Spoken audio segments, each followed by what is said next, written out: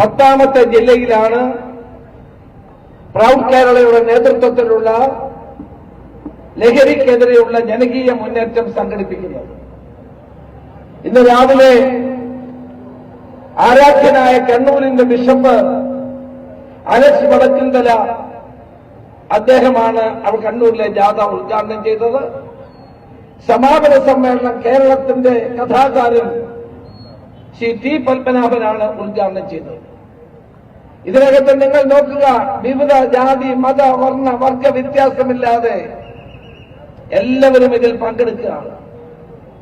എല്ലാ പാർട്ടിക്കാരും ഇതിൽ പങ്കെടുക്കുന്നുണ്ട്. പലയിടത്തും ഇടതുപക്ഷ MLA-മാർ പങ്കെടുത്തിട്ടുണ്ട്. മുഖ്യമന്ത്രി ഈ ദൌത്യത്തെ പരസ്യമായി അഭിനന്ദിച്ചിട്ടുണ്ട്. അതോടൊപ്പം തന്നെ നിരവധി മന്ത്രിമാർ അവരുടെ ഫേസ്ബുക്കിൽ പോസ്റ്റിട്ട് ഈ ദൌത്യത്തെ അംഗീകരിച്ചിട്ടുണ്ട്. ഈ ദൌത്യം കേരളത്തെ രക്ഷിക്കാൻ വേണ്ടിയാണ്. മുൻ പ്രതിപക്ഷ നേതാവ് രമേശ് ചെന്നിത്തലയുടെ വാക്കുകളാണ്. 10ാമത്തെ ജില്ലയിലാണ് അദ്ദേഹം ലഹരിക്കെതിരെയുള്ള ജനകീയ പ്രതിരോധ പരിപാടി സംഘടിപ്പിക്കുന്നത്.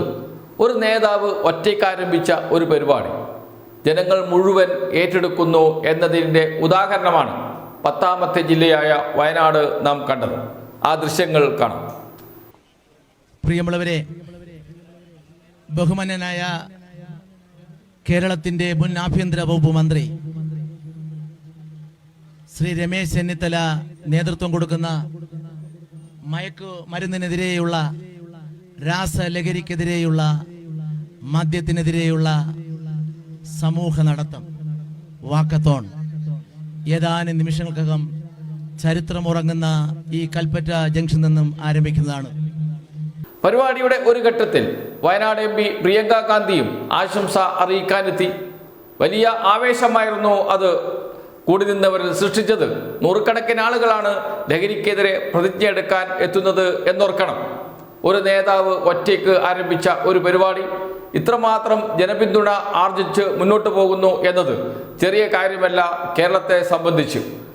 രാവിലെ ഇതേ പരിപാടി കണ്ണൂർ വെച്ച് നടന്നിരുന്നു. ഉദ്ഘാടനം ചെയ്തത് കണ്ണൂർ ബിഷപ്പാണ്. അദ്ദേഹം പറയുന്ന വാക്കുകൾ കേൾക്കൂ. രാസലഹരി ഉൾപ്പെടെയുള്ള എല്ലാ മയക്കുമരുന്നുകൾക്കും എതിരായുള്ള ഒരു നിലപാടെടുക്കാൻ വേണ്ടിയാണ് ഈ പ്രഭാതത്തിൽ, ഈ ഒരു പ്രഭാത തിയേറ്റർ എന്നുള്ള പേരിലാണ് ഇത് അറിയപ്പെടുന്നത്, നാം ഒരുമിച്ച് വന്നിരിക്കുന്നത്. അപ്രകാരം നാം ഒരുമിച്ച് നിലകൊണ്ടില്ലെങ്കിൽ പ്രത്യേകിച്ച് കേരളത്തിലെ യുവജനങ്ങളുടെ ഭാവി നമുക്ക് നഷ്ടമാകും. പ്രൗഡ് കേരള എന്നുള്ളത് വെറുമൊരു സ്വപ്നമായി നിലകൊള്ളും.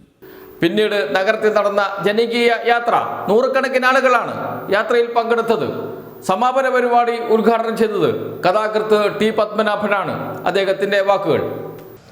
ആവുന്നിടത്തോളം നടുമണങ്ങി ഞാൻ അപേക്ഷിക്കുന്നു, മാന്യര് ദയവായി ഇതിൽ നിന്ന് പിൻവലിയണം.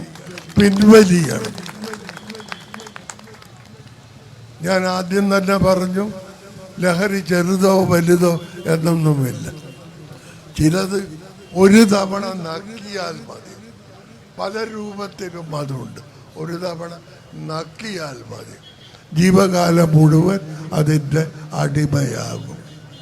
ഞാൻ ഇന്ന് ഇവിടെ വന്ന് സംസാരിക്കുവാൻ സർവഥാ യോഗ്യനാണ്.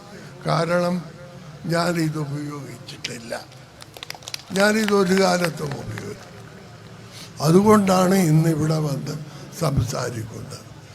ഈ സംരംഭത്തിന് ഇതിൻ്റെ നായകനായ ശ്രീ രമേശ് ചെന്നിത്തലയ്ക്ക് എല്ലാവിധ ഭാവുകങ്ങളും ആശംസിച്ചുകൊണ്ട് ഞാൻ എൻ്റെ സംസാരം അവസാനിപ്പിക്കും.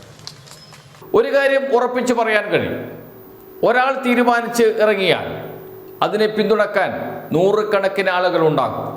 ലഹരിക്കെതിരെയുള്ള ഈ പ്രസ്ഥാനം ഒരു നടത്തത്തിലോ അതല്ലെങ്കിൽ ഒരു ക്യാമ്പയിനിലോ അവസാനിപ്പിക്കേണ്ടതല്ല, അത് തുടർന്നു കൊണ്ടുപോകേണ്ടതാണ്. അതുകൊണ്ടാണ് എല്ലാ ജില്ലയിലും ഇത്തരം പരിപാടി സംഘടിപ്പിക്കാൻ രമേശ് ചെന്നിത്തല തീരുമാനിച്ചതും അത് വിജയകരമായി മുന്നോട്ട് പോകുന്നതും. ആ നിശ്ചയ ദാർഢ്യത്തിനാണ് കേരളത്തിലെ ജനങ്ങൾ പിന്തുണ നൽകുന്നതും.